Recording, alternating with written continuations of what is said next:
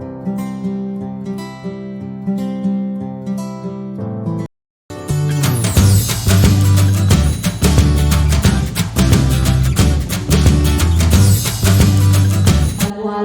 warahmatullahi wabarakatuh. Salam sejahtera bagi kita semua. Bapak Ibu anggota Parunade yang saya hormati, izinkan saya untuk memperkenalkan diri meskipun sudah bosan dengan saya ya. Tapi karena ini eventnya beda, izinkan saya memperkenalkan diri dulu. Nama saya adalah Yeni Supriyati. Saya calon guru penggerak angkatan 7 Kabupaten Ngawi yang berasal dari unit kerja SD Negeri Sine 1. Dan pada kesempatan kali ini kami diberi tugas untuk melakukan aksi nyata berupa pengimbasan materi modul 1.4 tentang budaya positif yang sudah kami terapkan sebelumnya di kelas saya terutama di SD Negeri Sine 1 kelas 6. Mudah-mudahan nanti kita bisa berkolaborasi di sini untuk memberikan yang terbaik untuk anak-anak kita.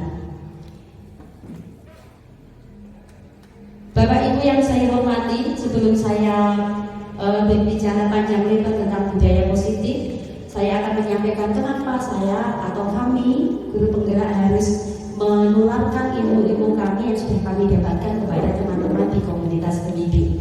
Yang pertama latar belakangnya adalah ini gambar yang ganteng ini, Bapak Ibu masih muda ini siapa ini? Kiai Haji Dewantoro, iya. Suhu kita di dunia pendidikan Kiai Haji Dewantoro. Dan Kiai Haji Dewantoro itu memiliki filosofi pendidikan yang amat sangat mengagumkan ternyata. Ketika Kiai Haji Dewantoro ini memandang siswa kita, murid kita itu sebagai manusia yang merdeka. Seperti apa? Nanti kita lihat. Ketika saya memulai mengikuti kegiatan PGB ini, saya seperti berkaca pada pocong bunggolo yang sangat besar. Dan ketika saya menghadap ke kaca itu, saya melihat banyak sekali tanda merah dalam diri saya. Yang itu menandakan bahwa ternyata selama ini yang saya lakukan adalah sesuatu yang belum memerdekakan anak-anak kita. Ini saya tidak tahu Bapak Ibu nanti seperti apa. Ini saya. Ternyata apa yang saya lakukan selama ini terhadap anak-anak saya itu menyimpang jauh dari kodratnya anak, kodratnya siswa, kodratnya murid. Begitu, ya. Nanti kita bahas, kita kupas tuntas filosofi pendidikan Kiai Haji Dewantoro. Hubungannya apa? Ternyata filosofi pendidikan Kiai Haji Dewantoro ini sangat relevan dengan pelaksanaan kurikulum baru kita. Kurikulum apa Bapak Ibu? Kurikulum merdeka.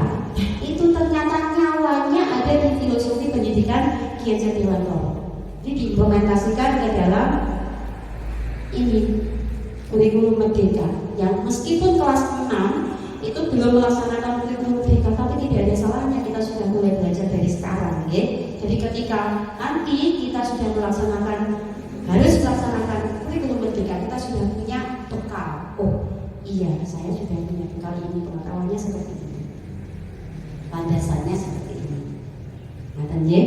Nah, kurikulum merdeka ini, Bapak Ibu, yang biasa kita kenal platform-platformnya adalah Merdeka Belajar, Merdeka Mengajar. Profil pelajar Pancasila itu adalah istilah-istilah dalam kurikulum merdeka. Merdeka belajar berarti merdeka harus rasa sinau ya merdeka, begitu kan? Nanti kita pelajari. Merdeka mengajar, nanti merdeka sak-sae lah itu ngajar, merdeka. Seperti itu kan? Mari kita nanti memperdalam bersama-sama. Nah, apa tujuan mulia dari kurikulum merdeka ini melalui Merdeka Belajar untuk para siswa? Mewujudkan generasi muda yang apa Bapak Ibu ini? Profil pelajar Pancasila. Mewujudkan para generasi muda yang memiliki karakter profil pelajar Pancasila. Ini hanya latar belakang saja. Sampai di sini sudah punya bayangan deh, Bapak Ibu, kenapa kita harus mempelajari ini dulu? Ada deh? Baik, kita lanjutkan. Filosofi pendidikan Kiai Haji Dewantoro itu menyatakan bahwa tujuan pendidikan itu adalah menuntun. Sekali lagi, menuntun murid sesuai dengan kodratnya untuk menemukan kebahagiaan dan keselamatan sebagai manusia dan anggota masyarakat. Kata kuncinya adalah menuntun, bukan menuntut. Kata kuncinya ternyata menuntun, bukan menuntut. Kalau menuntun itu dari mana, Bu? Dari depan, dari belakang, apa dari samping ya? Dari samping. Berarti kita hanya menuntun dari samping. Menuntun apa? Menuntun kemampuan, menuntun kodratnya anak-anak, garis-garis sama bakatnya anak-anak itu kita hanya mempertebal saja, hanya membimbing saja. Tidak boleh menuntut. Yang saya lakukan selama ini, Bapak Ibu, saya menentukan KKM 70 untuk anak-anak saya. Kamu harus bisa mencapai KKM, itu saya. Berarti saya menuntut anak-anak, bukan menuntut. Ini yang saya katakan, saya kocok bergolo ketika baru satu kalimat saja hasil saya menyampaikan bahwa ini loh,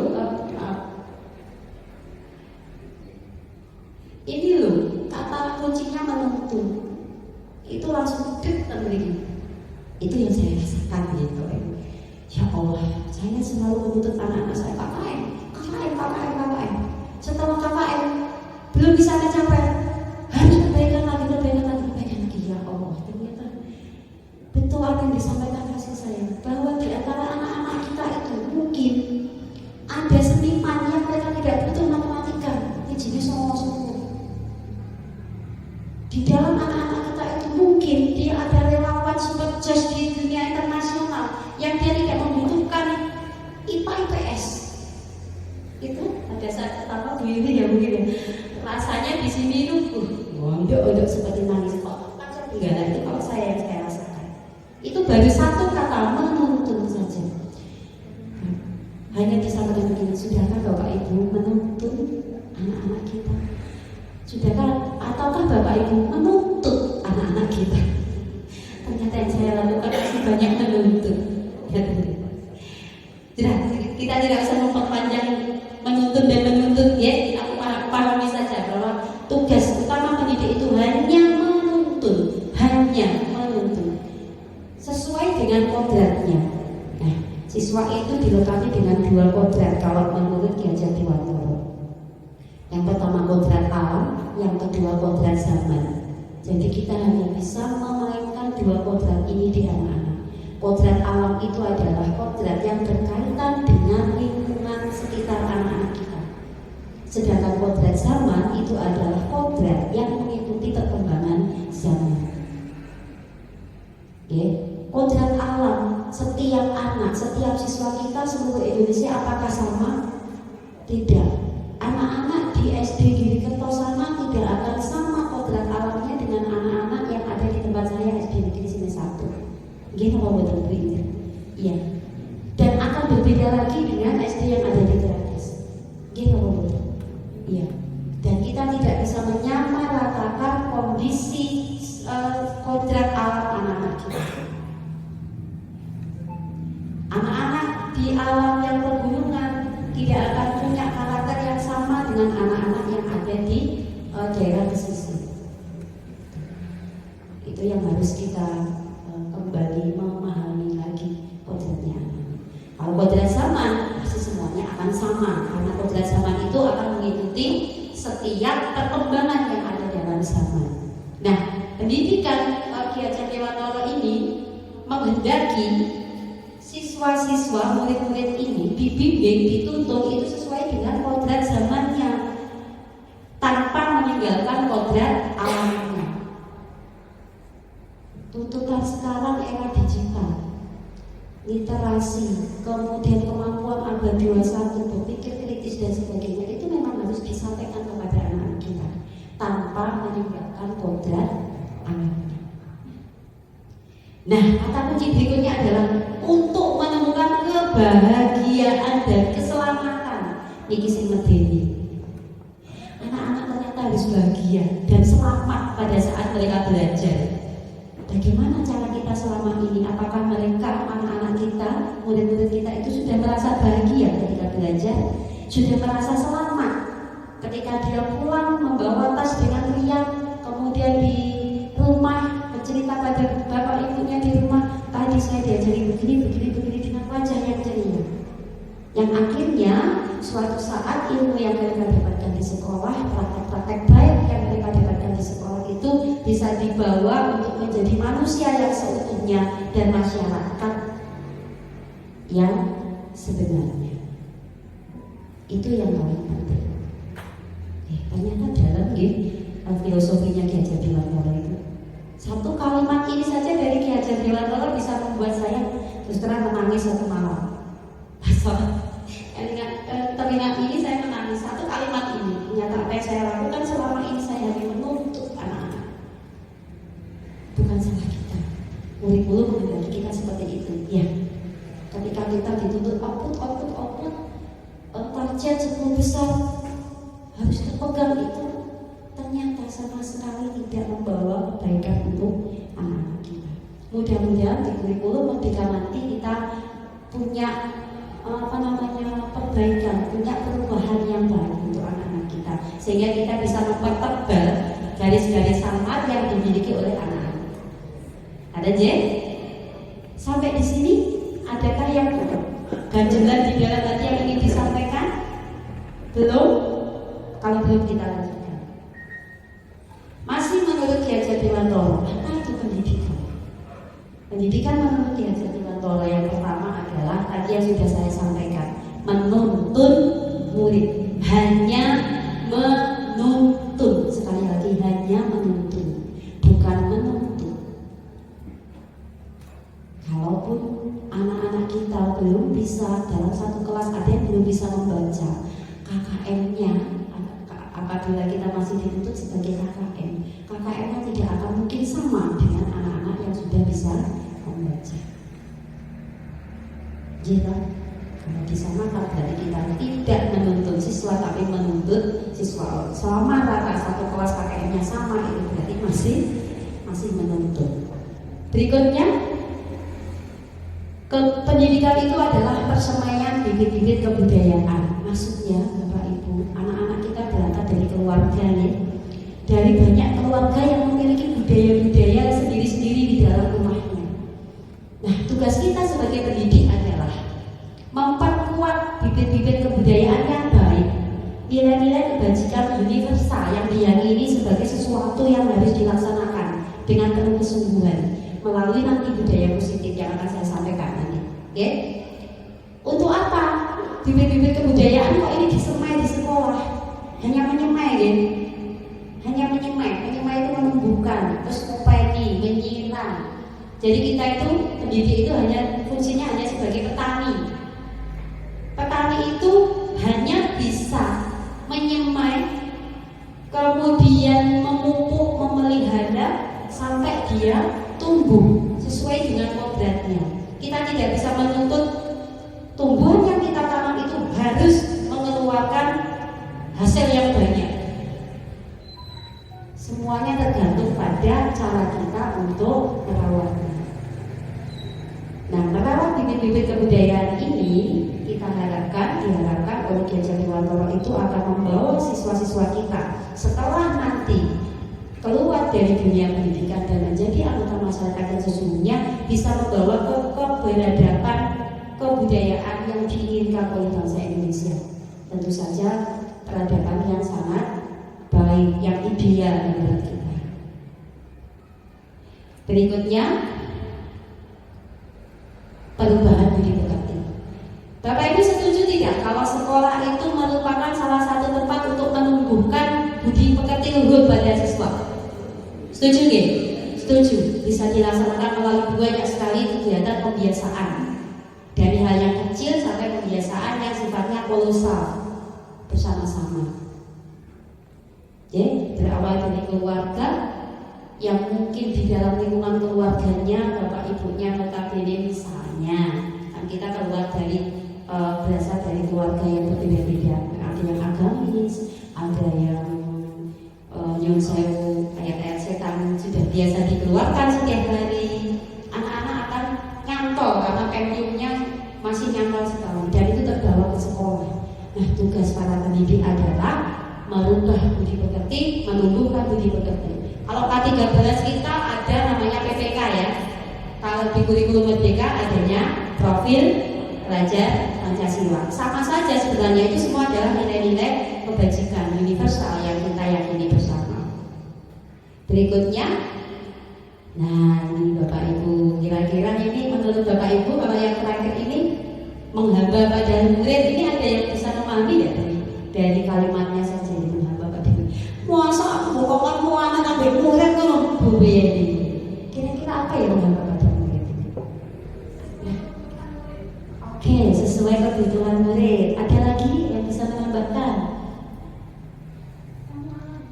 Melayani siswa, betul sekali Bunda.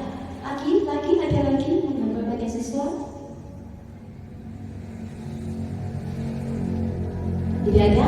Ininya sama ya, menghamba pada murid berarti kita melaksanakan pembelajaran yang berpihak pada murid, yang sesuai dengan kebutuhan murid, yang menuntut kodratnya murid. Pokoknya I love you full 100% untuk murid. Kita sekarang posisinya adalah fasilitator, motivator untuk anak-anak kita.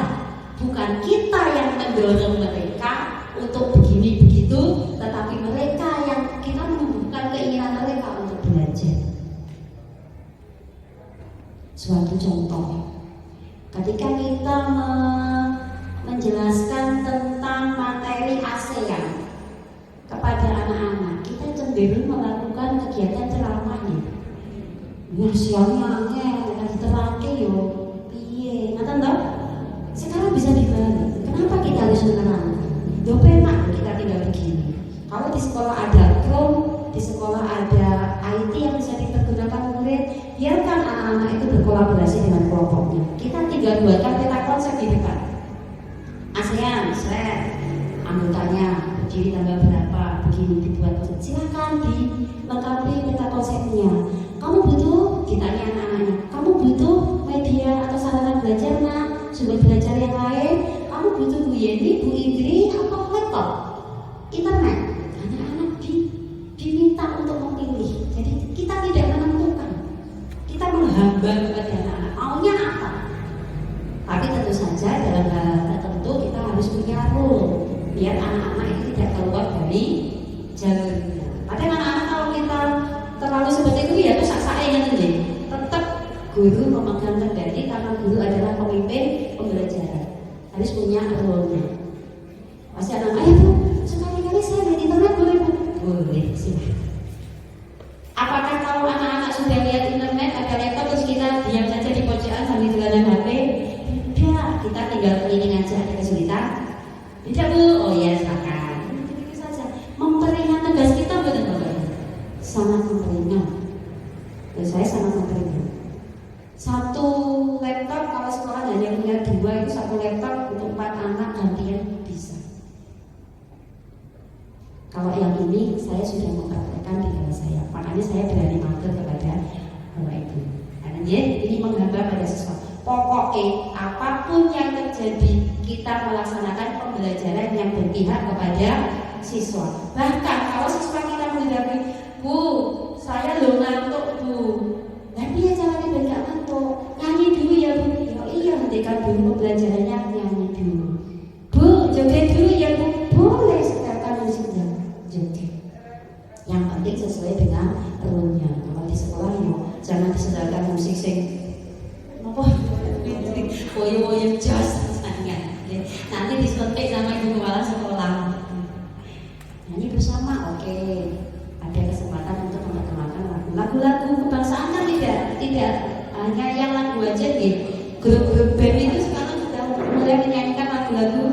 Jadi mengikuti kodrat zamannya anak-anak sekarang. Lagunya Peter Pan ada, lagunya Coklat ada. Nyanyi bersama-sama itu akan menumbuhkan anak-anak dari petendut menjadi biar kembali. Jam siang ya biasanya Bu Indri, jam siang seperti itu. Iya, Bapak Ibu anak-anak kita itu bisa diajak bicara sampai jam berapa kira-kira? di tempat sekitar jam 11 itu sudah susah sekali. Makanya setelah jam 11 ke atas itu harus pinter-pinternya saya untuk bisa memotivasi anak-anak biar nggak teler. Tapi nek wis kadung semangat gurunya teler, anak-anak nggak semangat, nggak mau berhenti.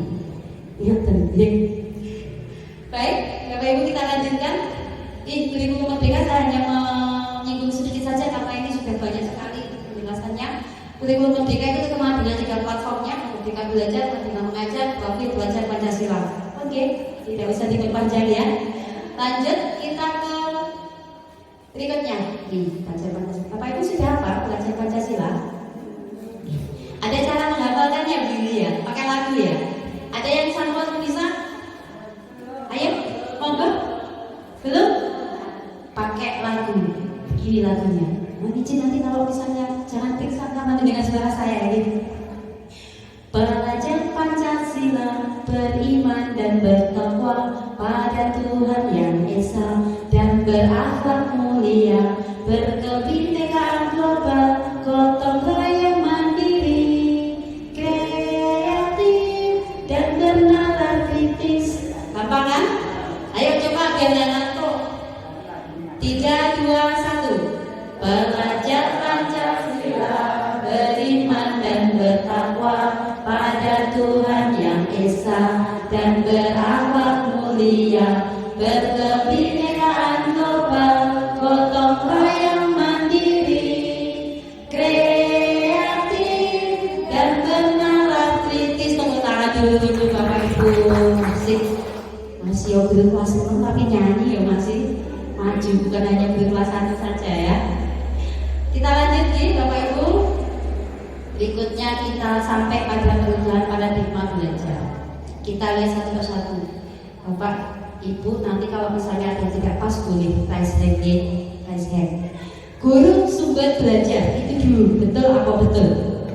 Satu-satunya orang yang dianggap sebagai gudangnya ilmu anak-anak adalah guru.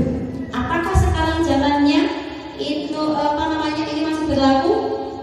Tidak relevan lagi karena sekarang aneka sumber belajar sudah tersedia di depan mata anak. Gini kalau belajar, ya tidak ada penolakan ya ini ya. Oke, kita lanjutkan yang kedua.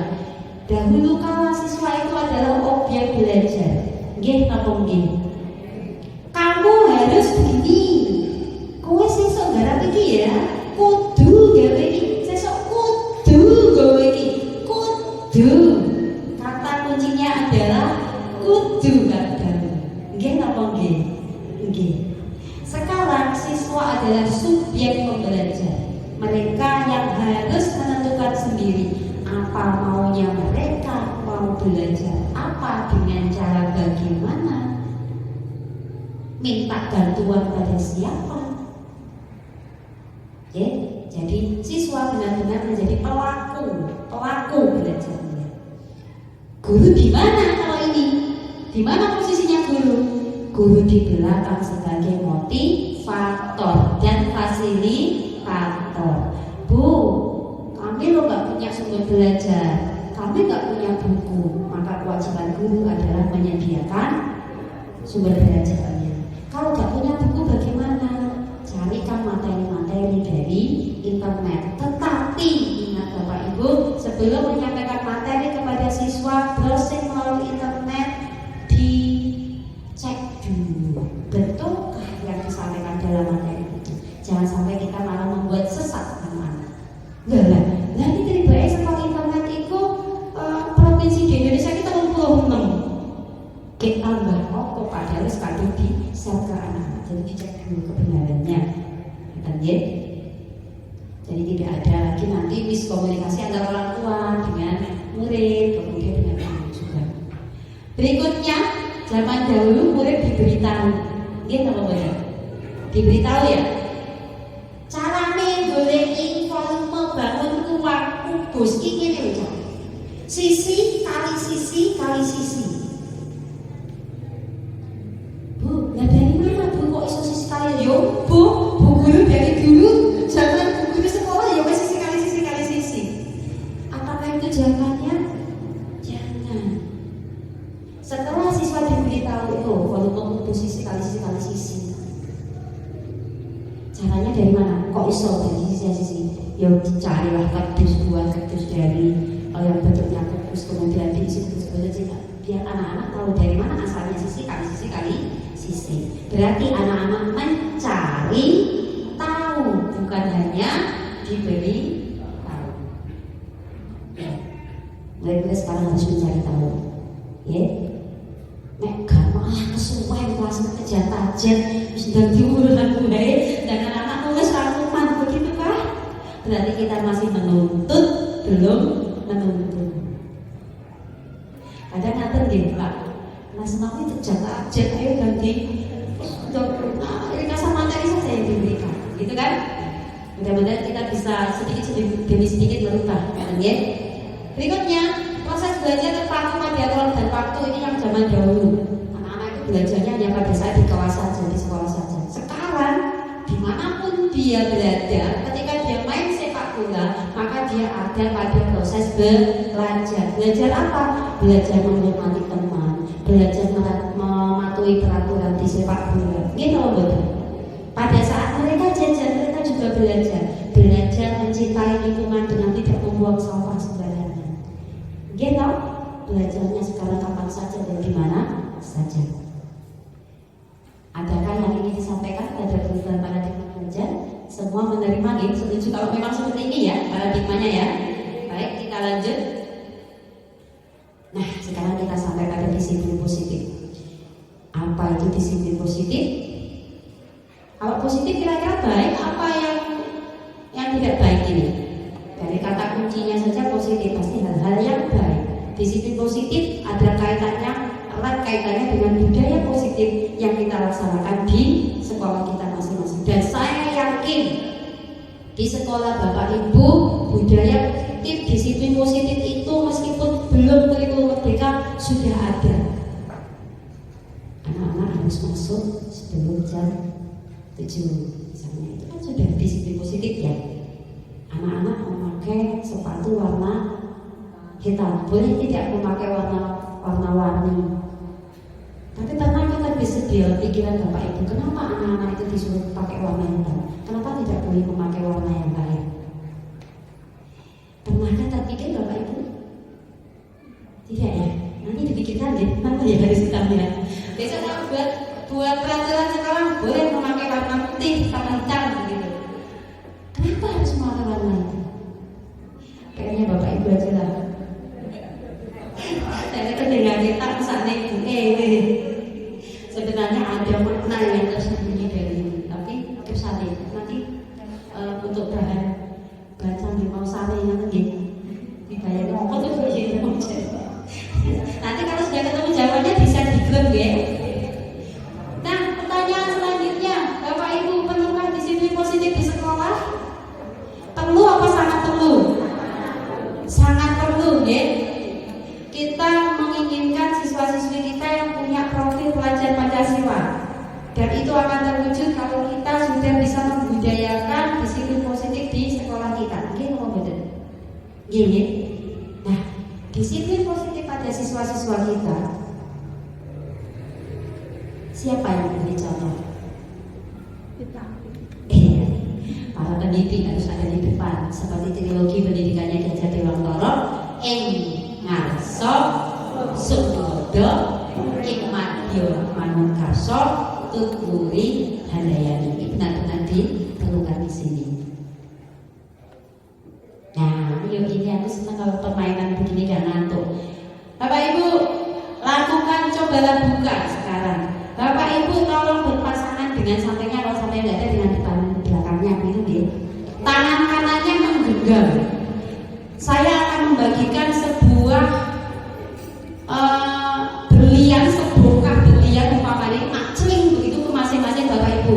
Celing, celing, celing, celing. Segera digenggam pakai tangan kanan. Genggam yang erat, tangan kanannya menggenggam dengan erat.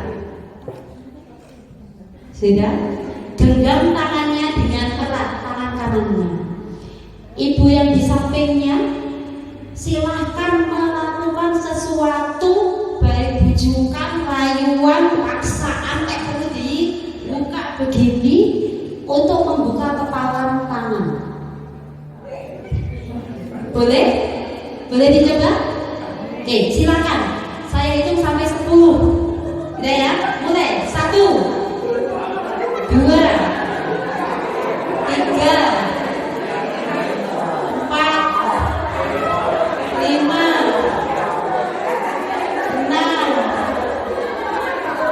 7, 8, 9, 10. Sudah cukup. Tetap digenggam di tangan. Ada yang dibuka? Ada? Silakan yang dibuka angkat tangan dulu. Dibuka boleh ya. Tepuk tangan dulu untuk yang membuka tangannya. Oke. Berarti yang lain tidak membuka ya? Tidak membuka ya? Sekarang saya mau tahu dulu alasannya Bu Sinta kok boleh dibuka. Itu berlian loh. Gede loh tuh, harganya jutaan rupiah loh. Kok oleh dikasihkan ke Bu Indri? Kenapa? Monggo.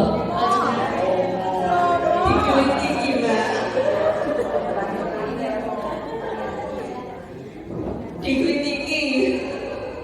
Apa dikritiki? Artinya berarti dipaksa ya? Dipaksa ya?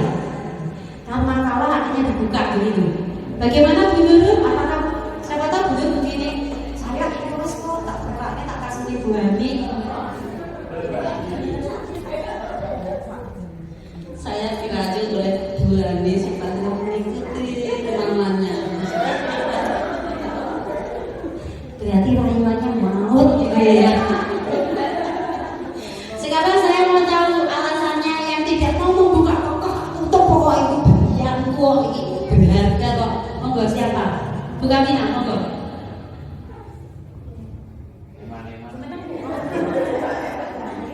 Saya tadi kekeh dengan genggaman saya, karena saya tidak rela genggaman saya ini dibuka oleh ibu suami saya.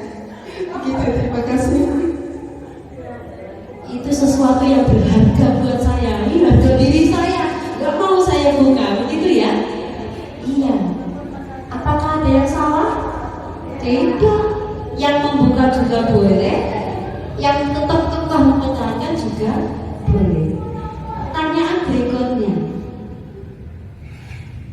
Nah, ada yang bersedia, ada yang tidak ya? Sudah dijawab tadi ya? Berarti sekarang coba lihat. Siapa sebenarnya yang memegang kendali pada diri kita? Sing pengen buka ya wae dhewe, sing pengen nutup kendalinya juga di diri kita sendiri. Paham Bapak Ibu? Satu kalimat ini berarti siapa yang memegang kendali? Pemegang kendali adalah diri sendiri. Bisakah saya mengendalikan Bapak Ibu? Tidak. Bisakah Bapak Ibu mengendalikan saya? No way, saya juga nggak mau. Apakah Bapak Ibu juga bisa mengendalikan anak-anak? Tidak, kok Pak Ikos. Bisakah Bapak Ibu mengendalikan anak-anak? Bisakah anak-anak mengendalikan gurunya? Nggak mau dia. Intinya adalah sekarang sesuatu kendali itu ada pada diri kita sendiri. Ini apa toh Mbak? Kok ada sinau kendali diri? Ya karena kita yang memegang kendali. Kita mau baik, mau tidak itu kan kita sendiri yang menentukan, bukan orang lain. Kita mau berubah atau tidak itu kita sendiri yang menentukan. Karena kendali itu ada pada diri kita sendiri. Kayak Bapak Ibu, tepuk tangan dulu dong untuk Bapak Ibu.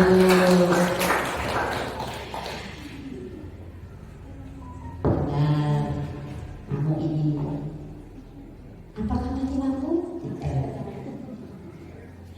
Bapak Ibu, kita lanjutkan.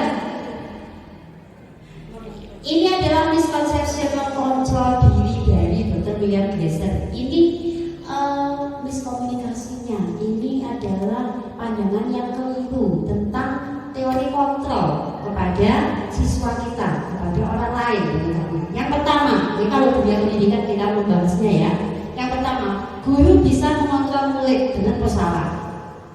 Tadi kata kuncinya di depan ketika Bapak Ibu melakukan percobaan adalah kendali ada pada diri sendiri. Sekarang kalau ada pernyataan guru bisa mengontrol murid, benar apa salah?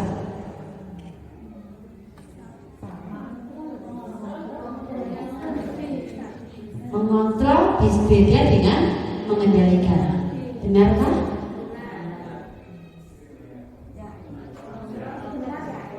Mengontrol berarti semua tingkah lakunya murid itu dalam pengawasan. Kalau seperti itu pemberitaan pemahaman konsepnya boleh, tetapi ketika kalimat ini menjadi guru bisa mengontrol murid itu membahas konotasinya adalah konotasi negatif. Akan lebih baik kalau Bapak itu mau banyak jadi guru bisa apa tadi? Mengawasi, bukan mengontrol. Karena kalau mengontrol itu berarti ada kekuasaan untuk membuat anak tunduk kepada kita, itu namanya kontrol. Ya, itu yang harus kita luruskan. Bahwa kita bukan mengontrol, tetapi memantau, mengawasi, membimbing. Gitu ya. Berikutnya, penguatan positif itu efektif dan bermanfaat. Tentang ini yang saya juga terkejut ketika memahami satu kalimat ini. Kita pada saat siswa kita berprestasi juara 1, 2, 3 dapat triliun. Penguatan positif. Menurut kita, pernahkah terbesit dalam anak-anak Bapak Ibu bagaimana perasaan siswa lain yang tidak mendapatkan? Yang kita harapkan kalau betul itu kecewa, kecewa. Yang sikap yang kita harapkan adalah itu jadi motivasi buat temannya dia. Itu kan keinginan kita, tapi kita tidak bisa mengontrol emosinya anak-anak. Kalau itu terjadi ketika anak-anak menjadi apatis, halah rasa sino paling sek entuk yo kae. Kalau sudah ada kata apatis seperti itu, kita mau berbuat apa untuk anak-anak kita? Karena pada saat satu kalimat ini karena saya juga sering melakukan itu. Nah, ulangan matematika yang dapat 10.000 itu saya. Bapak Ibu ada juga? Iya, sama kan? Tapi pernahkah terbesit dalam benak Bapak Ibu perasaan anak-anak yang bahkan untuk nilai 5 saja mereka susah untuk memperoleh? Apatis dan keinginan untuk maju nggak ada. Pernah anak saya tanya, yang kamu kok nggak pengen kayak putra itu? Nilainya 10. Nggak bisa bu, putra pintar saya ya. Astagfirullahaladzim. Itu kalimatnya anak begitu. Jadi rendah diri langsung. Itu satu anak di kelas saya. Aku sekarang mewekan. Dulu saya suka marah-marah. Sekarang gampang mewek saya di kelas itu. Karena melihat celoteh anak itu. Ketika dimotivasi dengan penguatan positif, ternyata ada anak lain yang merasa terintimidasi. Kok bu, saya tidak mampu bu. Kalimatnya begitu. Tidak mampu bu, kayak putra. Putra kebetulan anak saya yang memang nilai akademik matematikanya tinggi. Kalimatnya begitu, bayangin kalau jenengan di posisi saya dengar seperti itu kayak rumahnya hati-hati. Saya kan gak pintar ya. Ternyata penguatan positif itu tidak efektif. Efektifnya hanya sebentar mungkin, tapi selebihnya akan meninggalkan bekas luka di hati anak-anak kita. Lagi, kritikan dan rasa bersalah dapat menguatkan karakter. Benar enggak? Kamu nggak jangan gitu toh, kamu nggak kasihan sama bu guru. Itu kan memberi rasa bersalah ya pada siswa ya. Maksud toh kamu itu nakal terus nggak bisa sampai bubur. Itu memberi rasa bersalah. Apakah itu bisa menguatkan karakter anak? Tidak. Justru anak akan sakit. Bubur lo gak kasih aku. Dan jangan tak pokok. Gitu. Tidak bisa menguatkan karakter. Nah, seperti apa nanti caranya menguatkan karakter kalau anak-anak melakukan kesalahan? Nanti ada di segitiga restitusi.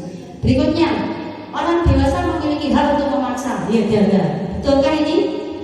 Orang dewasa dalam hal ini adalah guru karena kita bicara di dunia pendidikan. Bolehkah memaksa? Tidak memaksa boleh sesuai dengan kebutuhan. Tapi kalau memaksa di setiap saat ya jangan ya. Misalnya kalau anak-anaknya harus dipaksa pada hal tertentu. Misalnya pada saat sholat berjamaah, sholat duhur, dia masih kelaleran, nggak karuan, nggak tahu itu. Apakah tidak boleh dipaksa? Boleh, harus dipaksa. Nanti terus bapak ibu begini, jadi Pak Yesi kan, jangan dipaksa. Orang dewasa itu tidak benar memaksa. Dia anak-anak lewere kebonan, ya jangan. Tetap kita harus mengarahkan, bukan memaksa jawabannya ya. Bukan istilahnya bukan memaksa tapi mengarahkan. Anak-anak pada hal-hal tertentu. Ini misconception saja, meluruskan kesalahan. Berikutnya yang akan saya percepat, teori stimulus respon dengan teori kontrol. Kita akan pelajari yang ini, kita akan memperdalam yang ini. Ini stimulus respon bahwa kita dulu itu merasakan bahwa kebutuhan kita sama. Padahal sebenarnya kebutuhan kita pasti berbeda. Murid satu dengan yang lain pasti beda kebutuhannya. Apalagi murid dengan guru. Kemudian semua orang melihat hal yang sama. Apakah begitu? Tidak, sudut pandang orang itu berbeda-beda. Cara Bapak Ibu menyelesaikan masalah di kelasnya Bapak Ibu akan berbeda dengan yang di kelasnya kelas lain. Bapak Ibu jangan khawatir nanti materi saya share di grup. PPT-nya saya share di grup. Berikutnya kita mencoba mengubah orang lain agar berpandangan sama dengan kita. Woi, berarti aku pokoknya begitu. Pokoknya tidak. Tetapi kita yang harus berusaha memahami pandangan orang lain. Berikutnya, perilaku buruk dilihat dari sebuah kesalahan, dari suatu kesalahan. Iki bocah iki atau nganggo seragam lengkap. Apakah itu suatu kesalahan? Belum tentu. Kalau di dalam teori kontrol, semua perilaku pasti punya tujuan. Bahkan anak-anak yang paling usil di kelas pun pada saat kita mengajar itu pasti punya tujuan pada perilakunya. Entah dia menarik perhatian gurunya, mungkin kan ada itu perhatiannya. Kemudian nih, saya bisa mengontrol orang lain. Jawabannya tidak akan bisa mengontrol orang lain. Pemaksaan ada pada saat rujukan gagal, dirayu gagal untuk dipaksa, itu jangan dulu. Tapi sekarang pilihannya adalah kolaborasi, diajak berdiskusi, ya, diajak berdiskusi, konsensus, kesepakatan bersama, menciptakan pilihan-pilihan yang baru. Dan yang terakhir, dulu pola pikirnya adalah aku kudu menang, kamu yang kalah. Sekarang kita semuanya menang, kita semuanya sama. Gitu. Lanjut, masih banyak ini. Ki Hajar Dewantara menyampaikan, di mana ada kemerdekaan, disitulah harus ada disiplin yang kuat. Sungguh pun disiplin itu bersifat self-disiplin, disiplin diri sendiri, mewajibkan kita sendiri untuk sekeras-kerasnya. Tetapi sama saja, jika kita tidak bisa mendisiplinkan diri, maka kita perlu orang lain untuk mendisiplinkan diri kita. Itu ngendikane Ki Hajar Dewantara. Nah, merdeka menurut Ki Hajar Dewantara itu apa? Merdeka itu artinya lepas dari perintah. Tapi ingat, ada belakangnya, dan mampu memerintah diri sendiri. Dengan kata lain, bisa memegang kendali pada dirinya sendiri. Itu merdeka. Siswa yang merdeka berarti siswa yang lepas dari perintah, tapi dia bisa menjadi manajer untuk dirinya sendiri. Oh, saya saat ini bahasa Indonesia saya harus belajar ini. Aku pengen begini, aku harus begini. Itu menentukan sendiri, disampaikan kepada gurunya. Merdeka belajarnya versinya Ki Hajar Dewantara itu seperti itu. Guru mau ngatur nih saja. Berikutnya, disiplin positif mendasar pada nilai-nilai kebajikan universal. Disiplin positif, budaya positif, pembiasaan-pembiasaan baik yang ada di sekolah kita itu pada dasarnya adalah nilai-nilai kebajikan universal yang kita sepakati bersama. Nilai-nilai baik yang kita sepakati sebagai sebuah keyakinan. Kalau di dunia pendidikan jelas dirumuskan menjadi profil pelajar Pancasila. Kita mau anak-anak kita yang beriman, tahu yang beriman dan bertakwa. Ya caranya nanti beriman dan bertakwa serahkan pada guru agama dan teman-teman guru yang lain untuk membantu membuat programnya. Oh, kolaborasi, silakan guru kelas berkolaborasi dengan teman-teman yang lain. Ya, itu nilai-nilai universal dalam dunia pendidikan kita sekarang. Terakhir ini tugas pendidik adalah menuntun murid.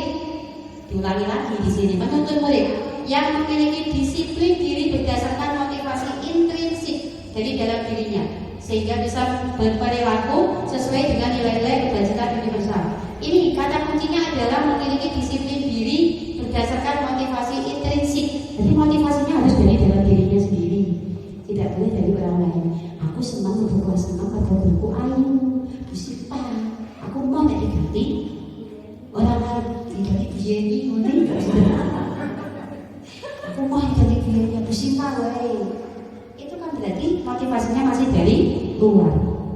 Tapi tugas kita sebagai pendidik adalah menumbuhkan motivasi dari dalam diri siswa sendiri, bahwa dia harus menyadari, oh saya harus berubah, oh saya harus begini, oh saya harus lebih baik.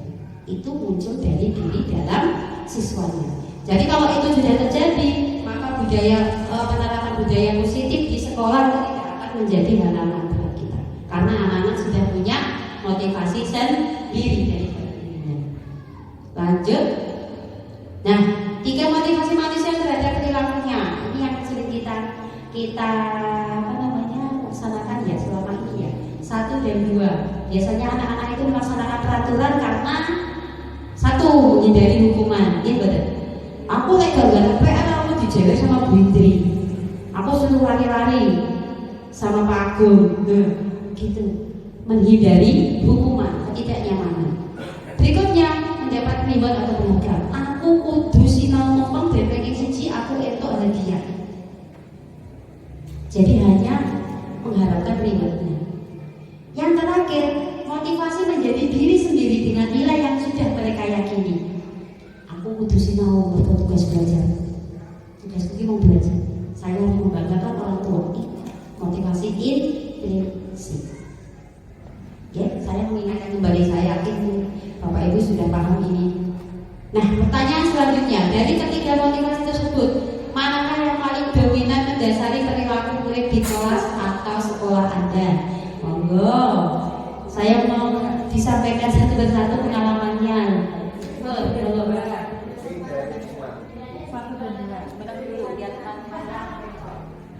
Kebanyakan kalau murid di tempat saya ya, yang pertama itu dia menghindari tidak nyaman, dan yang nomor 2 kebanyakan murid saya. Kebanyakan. Ada yang beda? Sama? Ah iya, sama. Di sekolah saya juga. Iya, masih sama. Berarti ini PR kita. PR kita sebagai seorang pendidik untuk menumbuhkan motivasi yang nomor 3, yaitu motivasi intrinsik. Yuk, bisa, pasti bisa. Oke, kalau tidak bisa sendiri, kolaborasi dengan guru-guru yang ada di sekolah. Kalau SD ada pertanyaan, oh SD apa ya siswa motivasi intrinsik? Bagaimana cara menumbuhkan motivasi intrinsik bagi siswa? Melalui pembiasaan, ya. Tapi pembiasaan yang didampingi. Jangan hanya pembiasaan, ayo kamu wayahe sholat duha, tapi muridnya didawi sholat duha dewe, gurunya gak sholat duha. Ya didampingi ketika mereka melakukan pembiasaan-pembiasaan baik itu, didampingi. Ya, bahkan ketika mereka jajan pun kita ya nggak usah ikut jajan, nanti kita guru nggak ikut jajan, dampingi saja, datang ke kantin, ayo beli apa nak? Oh ya, jajan yang sehat itu didampingi. Ya, tidak akan mungkin menumbuhkan motivasi intrinsik itu insan simsalabim abracadabra sesok jadi. Tidak. Hari ini kita melaksanakan, hari ini kita menumbuhkan, mungkin 2-3 tahun lagi kita akan memetik hasilnya. Panennya suwe, tapi ingat langkah-langkah menuju panen itu mudah-mudahan menjadi ada ladang pahala untuk Bapak Ibu. Gitu.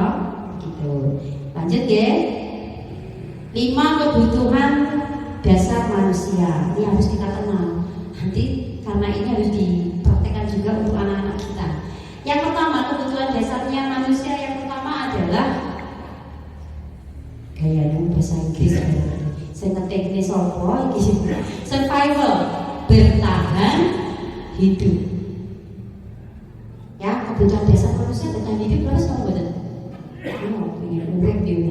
Kemudian yang kedua, kasih dan sayang. Semua orang itu minta disayangi, dicintai. Tak mau ibu-ibu tak loh bu, tidak ingin dicintai, hanya dicintai oleh suaminya. Bapak-bapak juga pengen dicintai dan disayangi oleh istrinya, bukan istri orang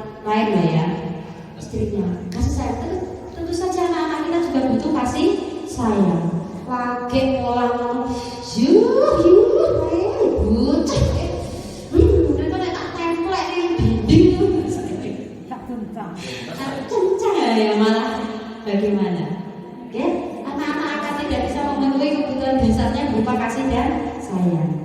Nah terus piye to Bu mosok ibu cah petakilan jungkir balik cah bagus pinter begitu terus nggak ketiban gitu itu ya. Berikutnya freedom, kebebasan. Nah, Bapak Ibu kalau di dalam kelas Bapak Ibu masih suka begini ya, volume kubus itu sisi kali sisi kali sisi. Iki kudu dipengen sisi-sisi, iki pengen saya, iki pengen saya. Kudu ini nih, Bu, lah saya buatnya bisa langsung 3 Bu, saya pakai cara di YouTube. Ora, kudu gitu. Berarti kebutuhan akan kebebasannya ini belum ada. Bahkan kalau kita kembali ke paradigma perubahan belajar kan aneka sudut belajar tersedia kan. Ojo ngomong toh Bu. Ya, mencari kelipatan KPK kudu nganggo bilangan loncat kudu. Wis to nganggo bilangan loncat sik bare. 3, 6, 9 tose misale harus nganggo persekutuan. Bu, saya pakai jembatan horizontal. Ora, wis to ngendi? Dari YouTube. Pokoknya manut Bu Guru, begitu kan? Tidak, berarti kebutuhan freedom bagi anak-anak kita belum terpenuhi. Ini biasanya seperti ini matematikanya. Stop manut tose, kita wis manut wis iso lagi golek cara liya. Kode pemaksaan tapi harus. Lanjut. Yang keempat adalah power atau kekuasaan. Anak itu juga butuh kekuasaan. Dia butuh diakui. Dia butuh kehadirannya itu dianggap di dalam kelas. Semua coba siapa yang bisa menjawab? Nanti begini, nanti munggah-munggah meja nggak ditunjuk. Saya ditunjuk disenangi dari apa? Loh, si cantik, ayo dijawab. Yang buri itu sampai begini nggak pernah ditunjuk. Ini berarti dia tidak diakui kemampuannya. Kayak si Agnes kayak nyanyi paling yo nadane podo kabeh asal maju gitu.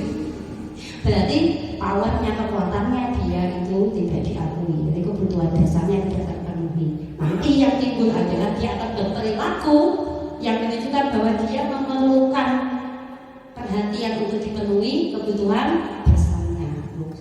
Ini nakal tadi. Frontal. Berikutnya adalah fun kesenangan. Ingat karakter anak-anak kita adalah pada fase senang bermain, belajar dengan bermain. Oke, jadi ciptakan suasana kelas yang bisa memenuhi kebutuhan 5 dasarnya anak. Anak yang nakal, setiap perilaku pasti punya tujuan. Jadi anak yang nakal pasti punya tujuan. Apa tujuan ini? Canggih kok. Wes hari ini kok gawe mangkal berguru Kenapa? Ini pasti ada sebabnya. Sebabnya nanti ada di segitiga restitusi caranya bagaimana.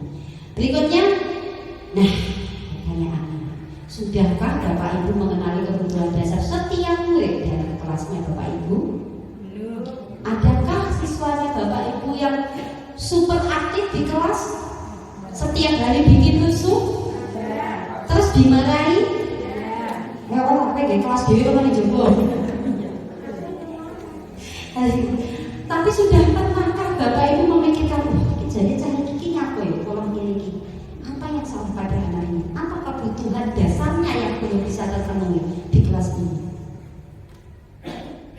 Contoh yang pernah saya alami di kelas ini, ya sebelum ke kasus. Pada setiap perilaku siswa membuat kebutuhan dasar yang harus terpenuhi. Terus ya ada kebutuhan dasar. Nah ini kasusnya. Arya, siswa kelas 6 pulang sekolah dengan raut muka cemberut. Saat ditanya ibunya mengapa Arya cemberut dan terlihat kesal, Arya menjawab, aku kesal sama Bu Yeni. Tadi di kelas aku mengerjakan tugas sambil bernyanyi. Aku malah dimarahi. Bu Yeni bilang kelasnya bising dan tidak benar. Ada satu rumah, ibunya laporan. Cuma saya kemarin jemput pulang, katanya dimarahin Yeni karena nyanyi-nyanyi di dalam kelas sambil mengerjakan tugas. Nyanyi tok, enggak, dia mengerjakan tugas tapi sambil nyanyi-nyanyi. Akhirnya konconya kali nyaut-nyaut, kayak sing dinyanyikan apa? Pokok ngene. Dari baru nggak sambil mengerjakan itu sambil nyanyi. Mak, enggak nyanyi ngomong itu guys. Saya punya bahasa saya. Enggak nyanyi ngomong itu guys. Kelasnya bising lah. Nah, ayo kerjakan saja. Fokus. Nah, kira-kira untuk bapak ibu, kenapa anak itu cemberut terus bilang kalau ibunya seperti itu? Apa kebutuhan dasar yang tidak dipenuhi? Kesemangatnya, betul sekali. Dia merasa tidak senang. Oh, dia senang nyanyi kok. Kalau bapak ibu menjadi saya, apa yang seharusnya bapak ibu lakukan? Apakah sama? Saya pasti seperti Bu Yeni itu. Sama, begitu kan? Setelah kita mengenali kebutuhan dasarnya anak, apa yang harus kita lakukan kira-kira? Memfasilitasi dalam hati.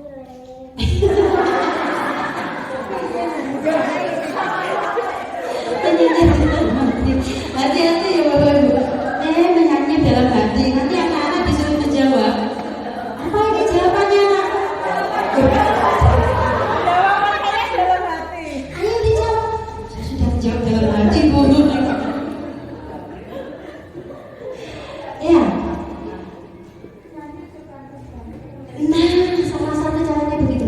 Bolehlah sambil nyanyi, tapi nyanyi jangan keras-keras ya, mengganggu temannya yang lain. Berarti sudah memberikan kesempatan. Atau boleh juga begini. Oh, Arya pengen nyanyi. Iya, harus stop dulu, stop.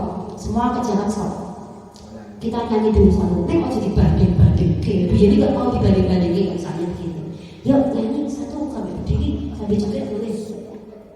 Kita mau betul. Berarti kita tidak mengabaikan kesemangatnya si Arya ini. Iya, freedomnya juga kena itu. Yang pasal bebas kok. Yang mau belajar dengan bebas tanpa tekanan. Pada saat saya mengalami ini nyata ya, ini nyata saya alami sendiri. Pada saat saya mengalami ini, saya juga tidak sampai berpikir yang seperti Bapak Ibu sampaikan saat ini. Pokoknya isinya ya pokoknya biarin nesu, pokoknya nyanyi. Tapi ketika mempelajari modul ini, kocok benggolo lagi besar.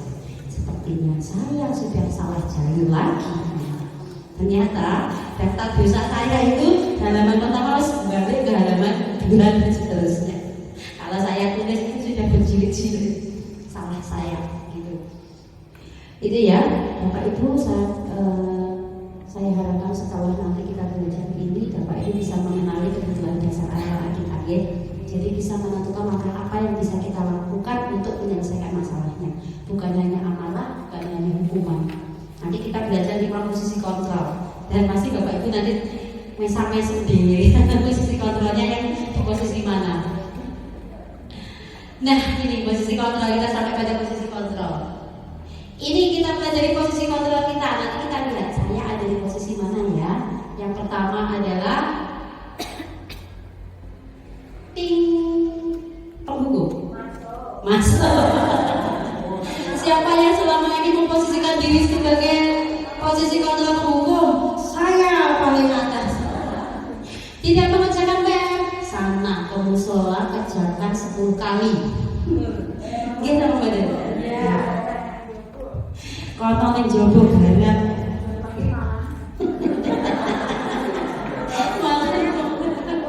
Betul ya? Semua kita ada di posisi kontrol penghukum ya? Iya ya. Mengakui ya? Mengakui. Lanjut, posisi yang kedua adalah teman. Yang seperti saya seperti itu, sering sebagai teman buat anak-anak. Hai bro, sudah kerjakan baik belum hari ini? Bahkan saya tuh kalau ketemu anak-anak kelas 6 itu salingnya bukan saling yang begini, cium tangan enggak. Tas, gini. Pokoknya setiap anak-anak itu model salingnya seperti apa, saya ikuti. Assalamualaikum bu, waalaikumsalam begini, ayo begini, terus pakai begini. Saya ikuti. Berarti posisi kontrol kita sebagai teman. Ayolah, masa nggak mau ngerjakan PR? Ayo dong kerjakan. Nah, sebagai teman gitu. Ada Bapak Ibu yang posisinya seperti itu? Kadang-kadang, terkadang ya. Saya sering, saya sering. Berikutnya, tentang pembuat rasa bersalah. Sering nggak? Lama kamu tuh nggak kasihan sama orang tuamu loh. Orang tuamu harus bekerja tentang sore. Tak mandi gini kok mandi loh. Ya kok tenang gini kamu jajan deh. Memberi rasa bersalah. Sering sekali. Sama bapak ibu. Kita misalkan betul ini begitu tukar di kepala sekolah kayak begini. Sering ya begitu ya. Begini guru tukar di kepala sekolah. Saya Jess. Berikutnya pemantau. Nah, jadi pemantau ini levelnya sudah semakin tinggi. Kalau misalnya anak terlambat dekat masuk ke kelas ini, pasti bertanya, kok dalam kamar? Iya bu. Lah kenapa? Bangunnya kesiangan bu. Lah kok bisa bangun kesiangan? Apa kayak ada buka? Ibu saya makan bu. Berangkatnya jam 5 bu. Lah masa nih kamu kayak ada uang?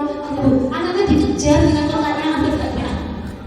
Pemantau. Lah kamu tahu nggak akan masuk jam berapa? Jam 7 bu. Lah ini jam berapa? Jam 7.50 bu. Lah iya lah terus nih masih dikejar dengan pertanyaan seperti itu.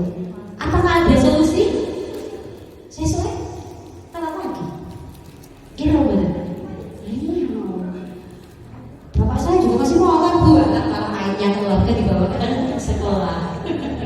Berikutnya terakhir ini adalah posisi manajer.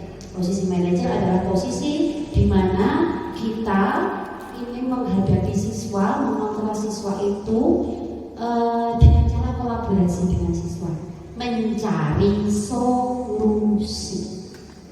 Jadi tidak hanya sekedar memantau, tidak hanya menghukum saja, tidak memberi rasa bersalah, tetapi dia caranya ini berusaha untuk mengubah perilakunya siswa.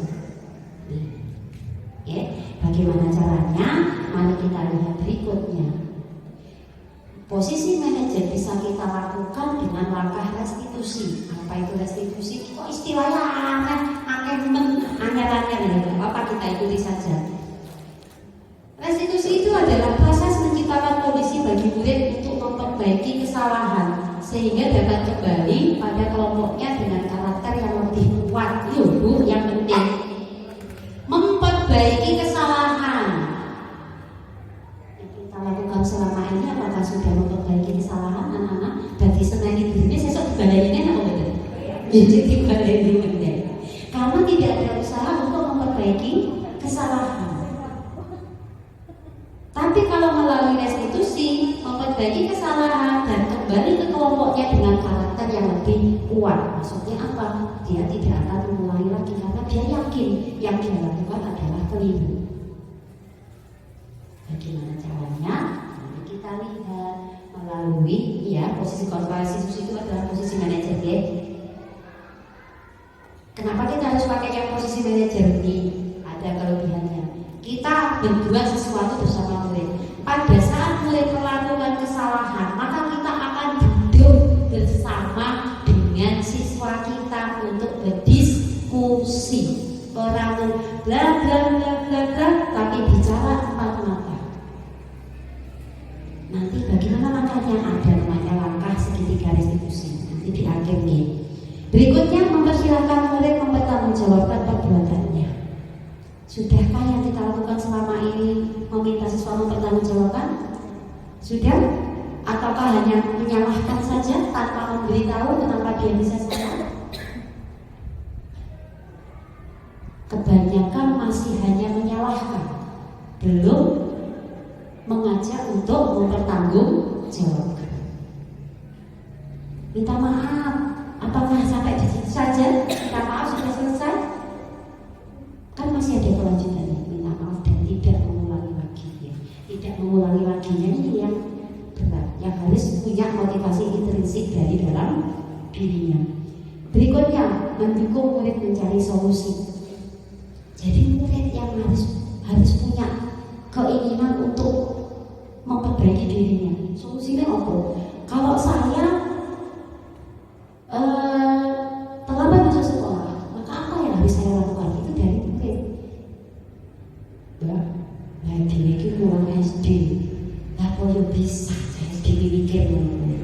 Ingat ya, Bapak Ibu tugas kita menuntun. Segitiga restitusi ini nanti bisa pure 100% dilaksanakan sesuai dengan permintaannya itu kalau di tingkat SMA, SMP kelas 10, SMA itu bisa karena mereka sudah bisa mengkontrol dirinya sendiri. Tapi kalau siswa SD yang masih harus dituntun. Caranya bagaimana? Berikan beberapa alternatif solusi. Tanya dulu, nah, kamu kan tadi terlambat sekolah. Iya, Bu. Yang terlambat sekolah menurut kamu bagaimana? Tidak baik, tidak sesuai dengan peraturan sekolah misalnya. Nah, kira-kira apa usaha untuk memperbaiki diri? Kalau siswa kita suwin begini, ya kita tuntun. Bagaimana kalau begini? Kan ditawarkan. Bukan kamu harus. Beda ya? Dan efeknya itu beda kalau siswa. Bagaimana kalau begini? Kamu pasang waker, kamu kan punya HP toh. Kamu kita tahu Bapak Ibu toh. Ya, sampai akhirnya nanti siswa kita itu bisa memilih sendiri mana yang kira-kira bisa menjadi solusi untuk kesalahannya tadi. Bagaimana kalau belum dicoba itu memang gak ada yang tapi ketika sekali Bapak Ibu mencoba, Bapak Ibu akan ketagihan untuk mencobanya lagi karena itu efeknya sangat terasa. Nanti ini saya sudah ada prakteknya, boleh Bapak Ibu nanti buka. Terakhir, ini mengajar siswa menjadi manajer, jelas ya. Kolaborasi untuk memperbaiki kesalahan. Jadi ada kolaborasi antara guru dan siswa untuk memperbaiki kesalahannya. Jadi tidak semata-mata guru menyalahkan saja, tapi membimbing mencari solusi, membimbing memperbaiki diri. Itu posisi manajer. Nah, bagaimana caranya untuk menentukan langkah posisi manajer? Pertama kita buat dulu keyakinan kelas. Bapak Ibu selama ini di sekolah Bapak Ibu yang membuat peraturan siapa? Bu guru ya. Yang harus dilakukan oleh siapa? Siswa. Tanpa tanya apakah siswa beratan atau tidak, ya? Tanpa ada kesepakatan dari siswa, pokoknya tidak ada ampun ini pokoknya ayo A, ayo B. Nah, sekarang kita rubah menjadi keyakinan kelas. Apa itu keyakinan kelas? Kesepakatan seluruh anggota kelas tentang nilai-nilai kebajikan universal yang diyakini dalam kelas itu. Ini untuk memberikan budaya positif, memperlakukan budaya positif, mengurangi pelanggaran-pelanggaran terhadap peraturan yang ada di sekolah. Kita perbagi dari kelas kita sendiri dulu. Misalnya di dalam peraturan sekolah nomor 1, anak-anak hadir sebelum jam 7, begitu ya. Ketika membuat kesepakatan kelas, nanti kita tawarkan kepada anak-anak, bukan kita yang membuat. Anak-anak, peraturan di sekolah kita nomor 1 itu anak-anak harus datang sebelum jam 7. Menurut kamu bagaimana? Ya benar Bu, kan jam 7 mulai belajarnya. Nah, berarti kita buat kesepakatan di kelas kita. Bolehkah datangnya terlambat? Kok boleh? Tapi ya, silahkan ditulis. Anak-anak bisa nulis. Dan rata-rata menulisnya begini, datang tepat waktu. Hampir 90% nulisnya begini. Itu yang sudah saya lakukan di kelas. Saya ajak saya bacakan satu peraturan sekolah. Bagaimana sih? Perlu nggak ya? Ya perlu Bu. Nanti kalau Bu ini harus ngajar, kalau saya tiap hari datang kan nggak enak. Akhirnya dia membuat sendiri. Semuanya membuat dalam kertasnya masing-masing. Datang tepat waktu. Begitu sampai pada peraturan yang berikutnya. Kita lihat prosedur pembuatan keyakinan kelasnya seperti apa. Tapi sebelumnya tadi sudah saya sampaikan ya, bahwa keyakinan kelas itu adalah nilai-nilai kebajikan universal yang disepakati oleh semua anggota kelas. Disepakati ya, dan akhirnya akan dilakukan dengan sungguh-sungguh. Jadi tidak terpaksa. Wah, iya iki aku wis menyepakati ini menyetujui ini, yo aku harus melaksanakan. Apakah hasilnya bisa kita nikmati bagi gawe keyakinan kelas besok sudah terlaksana? Tidak. Paling tidak kita sudah memulai terlebih dahulu. 2-3 tahun lagi Bapak Ibu akan mendapatkan panennya. Lanjut. Karakteristik keyakinan kelas. Nanti ide-ide dari anak-anak itu kita buatnya dalam bentuk pernyataan positif. Jangan ada keyakinan kelas yang berbunyi dilarang, jangan, tidak boleh, no way, tidak ada. Tapi dalam bentuk pernyataan positif. Tidak boleh datang terlambat, diganti menjadi bagaimana? Datang tepat waktu. Tidak boleh nakal kepada teman, salami teman. Tidak boleh menghina guru. Oke, diganti menjadi pernyataan yang positif. Kemudian skala prioritas, jangan terlalu banyak.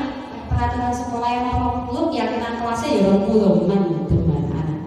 Buat saja 3 sampai 7 keyakinan. Nek perlu 3 dulu. Semester ini 3 kok sudah bisa dijalankan oleh anak-anak tepat waktu, sudah tidak ada lagi yang bolos, terlambat. Kemudian misalnya sudah semuanya mengerjakan PR, tugasnya dilakukan dengan tanggung jawab. Baru ditambahi 1 lagi, tambah 1 lagi. Nanti nggih, jangan langsung keyakinan kelasnya banyak. Belum dilaksanakan anak-anak pusing di luar. Kakean terang, ya, dikit-dikit saja. Kemudian dapat diterapkan oleh semua anggota komunitas. Nah, ini yang sering kali salah kaprah. Peraturan sekolah seolah-olah hanya mengikat pada muridnya. Gurunya telat ya gak apa-apa. Gurunya pasal 1 ayat 1 ayat 2. Pasal ayat 1, guru tidak pernah salah. Ayat 2, jika guru salah kembali ke ayat 1. Seolah-olah peraturan kita itu hanya mengikat pada siswanya. Siswanya telat diseneni rakaman ning kelas. Gurunya telat. Ya maklum, bisa dengan putra cilik apa. Gitu kan. Nah, anak-anak kok gak punya kebutuhan mereka. Mereka juga manusia loh, yang kebutuhan dasar loh. Ini tahu betul. Keyakinan kelas berarti harus dilaksanakan oleh siswa dan gurunya. Kalau ada keyakinan anak-anak yang datang tepat waktu, ya gurunya ya berusaha datang tepat waktu. Ngarso sukwodo. Berikutnya ditinjau secara periodik, dikaji ulang, dievaluasi secara periodik. Sebulan sekali ditanya anak-anak, nah keyakinan kelas kita 3 ini kira-kira yang belum berjalan yang mana? Diajak ngobrol lagi, jadi diuang ke anak-anak. Apa ya mungkin untuk di kelas 1? Mungkin saja. Buat 1 keyakinan kelas saja dulu kalau di SD kelas 1. Atau toh? Tidak terlalu banyak. Intinya coba saja dulu. Kalau sudah mencoba baru dilihat, dikaji ulang mana kesulitannya. Nah, ini prosedur penyusunan keyakinan kelas yang sudah saya praktekkan begini. Yang pertama, ajak diskusi siswa. Dijak omong anak-anak itu diuangke. Kira-kira kita mau buat berapa keyakinan? 3 saja Bu. Oke, 3. Tulis di papan tulis 3 keyakinan. Kemudian anak-anak diminta mengeluarkan kertas biar orang-orang tidak tahu keyakinan apa yang kamu mau gitu. Silakan tuliskan 3 keyakinan, 3 peraturan. Kalau anak-anak belum paham keyakinan ya diberi dengan kalimat yang mereka pahami. Kamu pengen seperti apa kalau kelasmu ini? Gitu. Nanti ditulis. Nah, setelah kita mendapatkan tulisan dari anak-anak, kumpulkan. Kemudian kita yang merumuskan, karena anak-anak belum bisa merumuskan menjadi nilai-nilai kebajikan universal. Merumuskannya bagaimana? Misalnya anak-anak ada yang begini, izin meminjam barang teman. Masa yuk kita mau tulis ukuran begitu? Tidak mengejek teman, misalnya. Tidak mengambil jajan teman. Itu kita kelompokkan menjadi apa satu nilai universalnya? Saling menghormati hak milik orang lain. Itu kita yang merumuskan. Kalau sudah sampaikan kepada anak-anak, nah ini loh, Bu Idri sudah rumuskan menjadi 3. Ini contohnya yang menghormati, ini contohnya yang kamu tulis kemarin, tidak boleh merebut jajan teman. Kalau pinjam barang teman, izin dulu itu ada di sini. Setuju nggak anak-anak? Ya Bu. Kalau sudah disepakati, maka publikasi ditulis. Anak-anak yang pintar nulis, yang tulisannya bagus, tulis di kertas buffalo apa di kertas yang besar, nanti tempel di dinding kelas. Kalau perlu kamu buat ya, nanti di rumah biar kamu eling terus keyakinan kelasmu, buat di bukumu, publikasikan. Dan ingat setiap hari harus selalu diingatkan. karena all beginning is difficult. Segala permulaan itu pasti sulit, maka memang harus tetap dibimbing. Kalau belum pernah mencoba, memang belum pernah punya bayangan. Tapi saya yakin begitu sekali mencoba, Bapak Ibu akan paham. Nanti dilihat nanti aja ya. Ini adalah praktek saya yang sudah saya lakukan di YouTube. Nanti saya bagi linknya, silahkan nanti ditonton. Oke, kita lewati saja. Ini praktek baik yang sudah saya lakukan. Kita ke segitiga restitusi. Nah, ini langkahnya bagaimana kalau kita menemui permasalahan di kelas tanpa harus menyalahkan siswa, tapi kita mencari solusi. Langkahnya ada 3. Yang pertama, menstabilkan identitas. Yang kedua, validasi tindakan salah. Dan yang ketiga, menanyakan keyakinan. Bapak Ibu, kita bahas satu persatu. Menstabilkan identitas. Pada saat kita berbicara pada anak-anak, kita kan berdialog, berdiskusi pada anak-anak. Sampaikan kalimat-kalimat seperti ini. Berbuat salah itu manusia wajar. Piye to iso salah gini lho? Lah kenal apa itu salah? Tidak, tapi berikan pemahaman bahwa manusia itu wajar melakukan kesalahan. Tidak ada manusia yang sempurna. Bu guru juga pernah melakukan kesalahan. Jadi anak-anak tidak merasa rendah diri karena melakukan kesalahan. Kita bisa menyelesaikan ini. Yuk kita cari solusinya bersama-sama. Kita tidak akan mencari yang salah, yang mana, siapa yang benar, enggak. Kita cari solusinya sama-sama. Itu kalimat-kalimat yang kita sampaikan pada saat menstabilkan identitas. Kemudian langkah yang kedua, validasi tindakan salah. Iki piye to? Wong wis salah kok divalidasi, kan jadi diakui bahwa tindakannya oke, enggak apa-apa begitu. Oh, validasi tindakan yang salah. Maksudnya ini hanya sebagai penguatan karakter pada siswa. Misalnya anak ini memukul jilet aja, jilet temannya pada saat istirahat, jilet temannya. Kenapa dicari tahu? Ketika dia melakukan ini, langkah pertama sudah menstabilkan identitas, sudah enggak apa-apa, wajar manusia melakukan kesalahan. Nah, tapi kenapa toh? Nah, saya dihina loh, saya dihina, bapak saya dihina, ya saya marah tuh. Dan terus yuk tak jiwet gitu. Kita kuatkan validasi tindakannya salah. Iya ya, kamu marah ya kalau ada orang yang menghina keluarga kamu. Kamu tadi mencubit ya, iya. Padahal kamu bisa melakukan yang lebih buruk dari mencubit ya.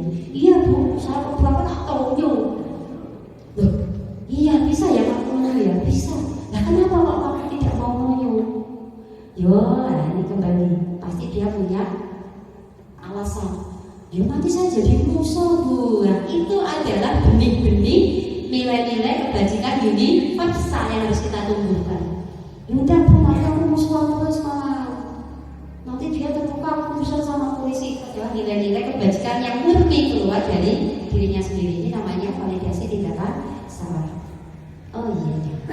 Nanti kamu punya alasan ya tidak melakukan itu. Iya, kalau saya mukul nanti saya masuk penjara. Kalau saya mukul nanti saya jadi musuhan. Itu adalah validasi tindakan salah. Dan selanjutnya, berikutnya menanyakan keyakinan. Nah, kalau dia sudah mengakui, kemudian validasi tindakan yang salah, sekarang kita tanyakan keyakinannya.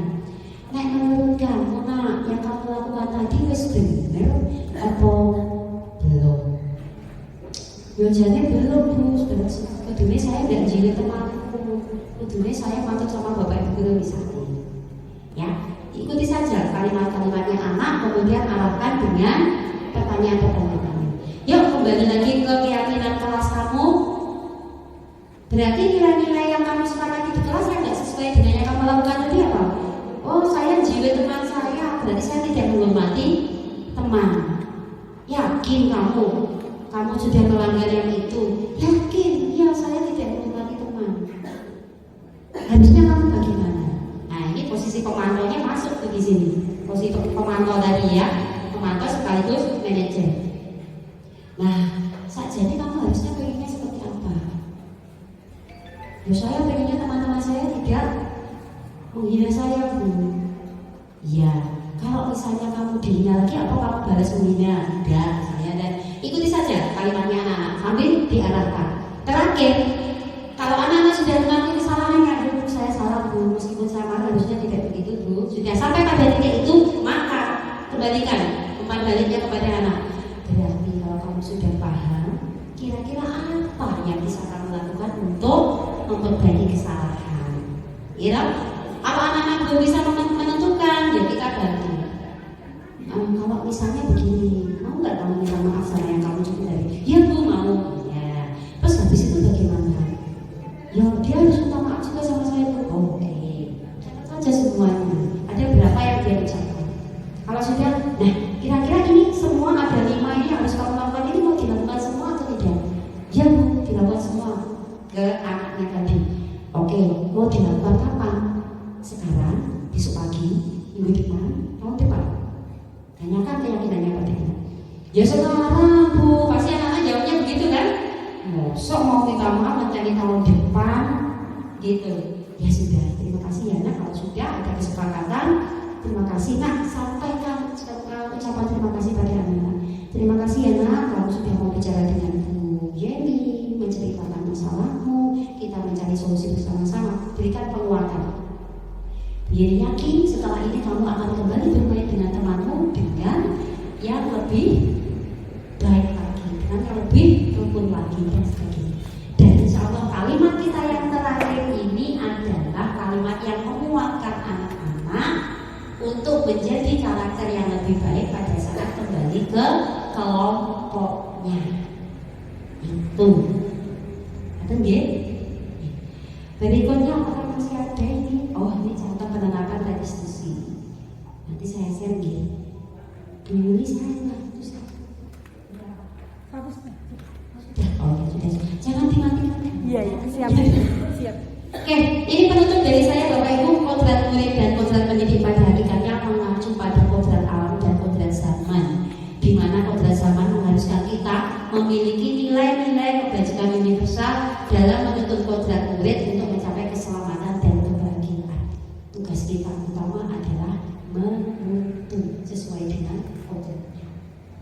Itu akhiran dari saya. Terakhir, segala sesuatu itu tergantung pada niatnya. Apakah fotonya yang seperti itu pinjam HP-nya Bu Yuli. Kalau gini isen nih nanti wajahku sendiri kok seperti itu. Segala sesuatu tergantung niatnya ya. Ilmu yang saya sampaikan hari ini jika merasa baik silahkan untuk diterapkan. Jika itu masih nanggung silahkan mencari lagi, mendalami lagi. Dan manakala ada yang perlu disampaikan ke saya, Mbak, kamu nyampaikannya kamu kemarin keliru yang ini, tolong saya diberi tahu. Ya, seperti ini. Mudah-mudahan yang saya sampaikan ini bisa bermanfaat untuk teman-teman. Sebelum saya tutup, adakah yang ingin disampaikan? Pas? Sudah? Kalau sudah, terima kasih. Sekian dari kami, terutama menurut saya.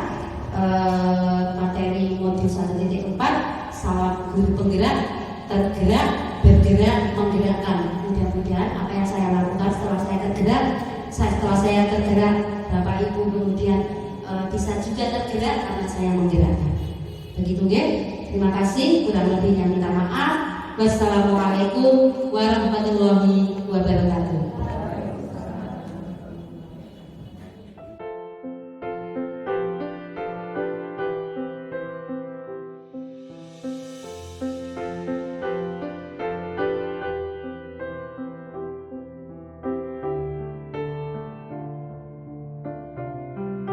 Assalamualaikum warahmatullahi wabarakatuh. Saya Hanik Musarofah dari SDN Negeri 3 sini ingin memberikan tanggapan tentang penyampaian modul 1.4 budaya praktek yang telah disampaikan oleh Bu Yeni Supriyati selaku CGP Angkatan 7 dari SDN sini 1. Dengan materi yang telah disampaikan, saya sangat tertarik dengan pemaparan materi segitiga restitusi. Dengan materi tersebut, saya terinspirasi untuk lebih melakukan refleksi pembelajaran dan pelayanan kepada siswa